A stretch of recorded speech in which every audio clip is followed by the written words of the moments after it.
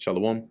First and foremost, I want to give all praises, honor, and glory to Yahweh, Bahasham Yahweh Shai, Bahasham Rakah Kodash. Double honors to the elders and the apostles of Great Millstone, and peace and blessings to the elect. And today we're going to go into the book of Psalms, the 55th chapter, right? Prayer for the destruction of the treacherous. You'll see in here, that a good amount of these, a lot of these precepts, if not all, are exemplified in Esau Edom, right? The wicked. But anyway, it says here, to the chief musician on Neginoth, Maskil, a psalm of David. I was looking at that in the NLT. It says, for the choir director, a psalm of David to be accompanied by stringed instruments, right? So when this is sung, the instrument that's to be played to this is a stringed instrument, whether a harp or, or whatever other stringed instrument they were referring to. They would have known what they're talking about. Give ear to my prayer, O God, and hide not thyself from my supplication. Supplication is another, term for prayer. Attend unto me and hear me. I mourn in my complaint and make a noise. Because of the voice of the enemy, because of the oppression of the wicked. And who is the wicked that is currently oppressing us? Right? For they cast iniquity upon me, and in wrath they hate me. And as much as David is speaking about his adversaries, in the spirit, is also speaking about us and our adversary, the wicked. Once again, go back to Malachi 1 and 3.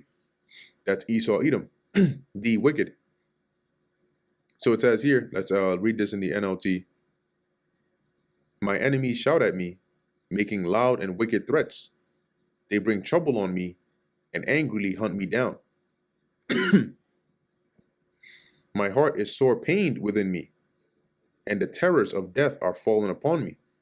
Right, so he's saying, I'm in distress. My heart, my mind is restless, and I feel, the fear of death, is like closing in on me. Fearfulness and trembling are come upon me, and horror hath overwhelmed me. And I said, oh, that I had wings like a dove, for then would I fly away and be at rest. Right, and that's what deliverance. Now, in our case, that wings like a dove. When you go back to I forgot which psalm it is. There's so many psalms, but there's one that mentions, though that thou hast lain among the pots, right? Yet thou shalt be as a bird, right, that flieth, and then it talks about the dove with the wings of silver and gold, which is talking about the deliverance through the chariots, right? So how are we, gonna fly, or like if we had wings like a dove and fly away and be at rest, right? That's what's gonna happen for the elect, because they're gonna get delivered, they're gonna get beamed up, okay, and fly and be at rest. Okay, enter into thy rest. Lo, then would I wander off and remain in the wilderness, Selah. All right, here he's speaking about basically escaping from his adversaries, right? Where a place where they couldn't find him and they couldn't harm him.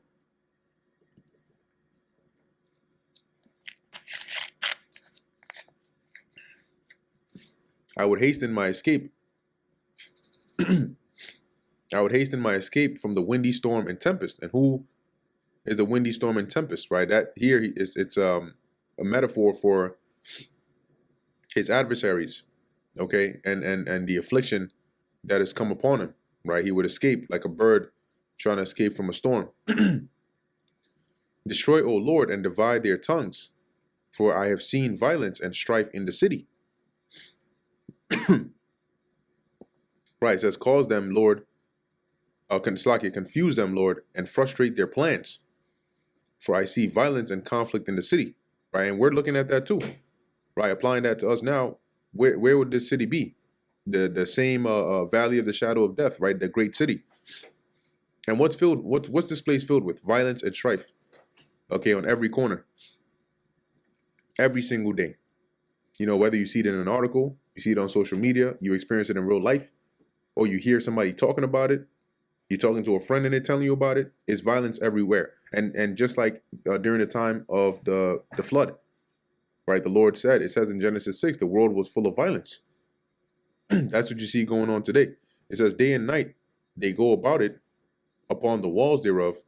Mischief also and sorrow are in the midst of it. That's why it's also likened onto the valley of the shadow of death. NLT, its walls are patrolled day and night against invaders, but the real danger is wickedness within the city. You see that? That's what's really destroying the people, not threats from outside. Is the wickedness that it broods within it that affects the inhabitants thereof. Wickedness is in the midst thereof. Deceit and guile depart not from her streets. You know, and you cut the corner, right? Once again, applying that here, you know, to Babylon.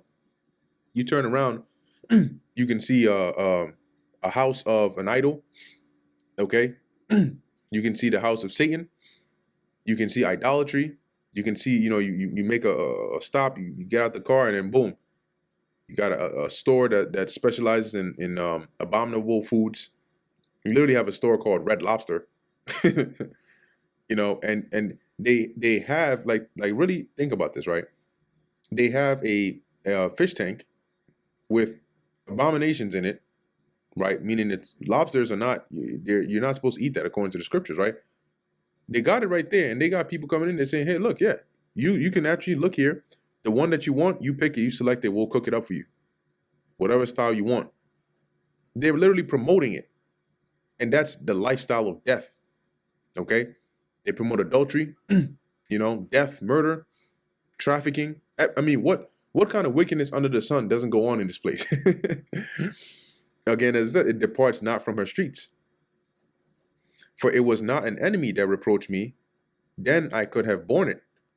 Neither was it he that hated me, that did magnify himself against me, then I would have hid myself from him. But it was thou, a man mine equal, right? Now David is going into, you know, how you got to watch out, because you have some that, you know, may feign as your acquaintance, right? Or your equal, and then actually be the ones that lay a wound under you, right? That are treacherous. See, so he's saying, because if this was an enemy, you know, one that I knew as an enemy, I could have handled that, right? And it says, NLT says, it was not an enemy who taunts me, I could bear that. It is not my foes who so arrogantly insult me, I could have hidden from them. Instead, it's you, my equal, my companion and close friend. Okay, it says, we took sweet counsel together and walked into the house of God in company. And you got that, right? In our case, right, in this truth, you have that. You have certain men that at one point labored with us, but as John said, they went out from us because they were not of us. But what? We took sweet counsel together, right? We labored in this work together. We walked into the house of God in company. Okay, being in this truth, laboring in this work. But you have some that turn, you know, whether they take the bag or they fall out, whatever the case is, you know, they become bitter. And like in Yahushua's parable, they they begin to smite the men servants. Right? Let death seize upon them. Let them go down quick into hell, which is a grave.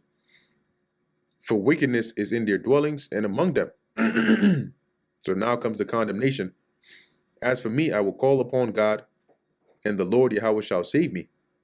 Evening and morning and at noon, I will pray and cry aloud, and he shall hear my voice. That's constantly. Right? I'm constantly going to be sending up my prayers to the Lord, and he'll hear me. Ye have delivered my soul in peace from the battle that was against me, for there were many with me.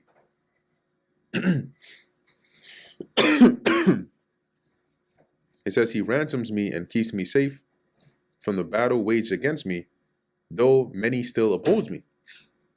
See, and that's why David at one point, you know, mentioned, right, though I walk through the valley of the shadow of death, because it felt like that for him. Adversaries on every corner. And, you know, it's like that. When you come into the truth, you become a target, because you become a target of even people who don't know that you're a target of them. What that means is you got, like Paul said, we wrestle not against flesh and blood. You got spirits and principalities that use vessels, like in the Matrix, to be hostile towards you. And that's why, you know, David also mentioned some of them made an enemy out of you for no cause, for no reason. You know, but sometimes it's spirits that are on them. You know, messengers of Satan sent to, you know, to buffet you.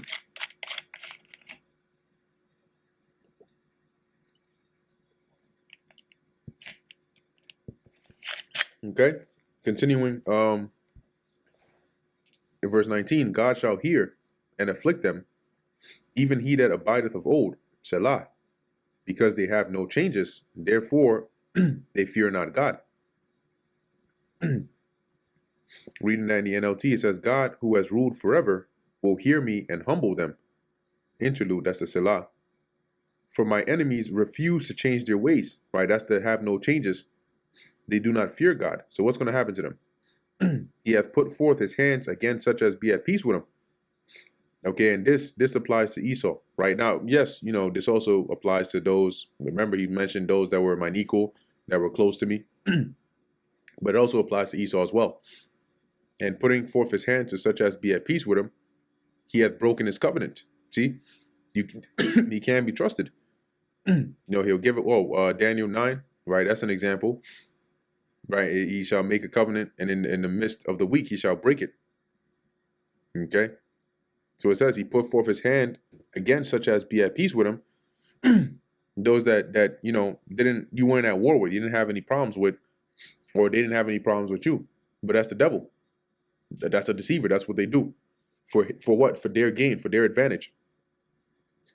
The words of his mouth were smoother than butter, but war was in his heart. So he speaks soft, smooth words, in a pseudo alliance, right? What is it?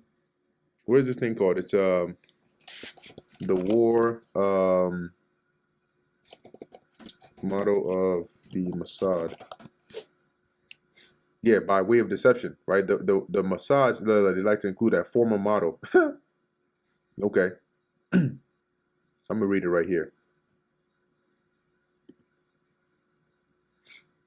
No, try to give me no sugar-coated way. Okay, it says here, I'm trying to find the actual wording, but it's by way of deception. I think it's by way of deception we wage war or make war, something like that. Okay. In counsel or strategy, you make war. Well, why is it by way of deception then? And that's what they do. That's what I do, right? But that's what they do, okay? So going back to Psalm, that's why it says their words were smoother than butter. The thing about butter being smooth in terms of words is it slips past your mental defenses.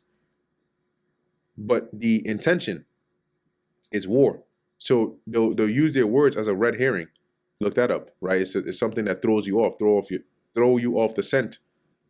But the intention behind it is one you don't see coming. It's war. It says his words were softer than oil. Once again, smooth. Yet were they drawn swords. For example, you want to see an example of this?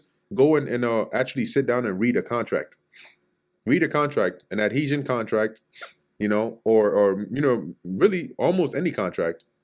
And when you actually read the details of said contracts, you'll see, wait a minute, you're signing something for a product that you can use, and there's so many disadvantages in here. There's so many, secret things that are hidden in here to work against you. Okay? That's what they do. That's deception. That's why they call the devil. Verse 22, cast thy burden upon the Lord, and he shall sustain thee. He shall never suffer the righteous to be moved, right? That's to fall, right? But he's going to keep as it says, sustain thee. The righteous are going to be stable, sure-footed, because the Lord is going to be at their right hand. The Lord is going to be the stay of the righteous. But thou, O God, shalt bring them down to the pit of destruction. That's who? The wicked. And the pit being the grave. Bloody and deceitful men shall not live out half their days, but I will trust in thee. See, so that judgment is going to catch up to them one way or another. But we're going to keep our trust in Yahweh Ba'asham Yahweh Shai, the author and controller of everything. This is the Lord's story after all. And guess what? The righteous gain the victory. And that brings us to the end of the book of Psalms, the 55th chapter. Lord willing, that was edifying to the elect. In closing, I want to give all praises, honor, and glory to Yahweh, Bahasham Yahweh Shai, Bahasham Rakah Kodash. And until next time, Shalom.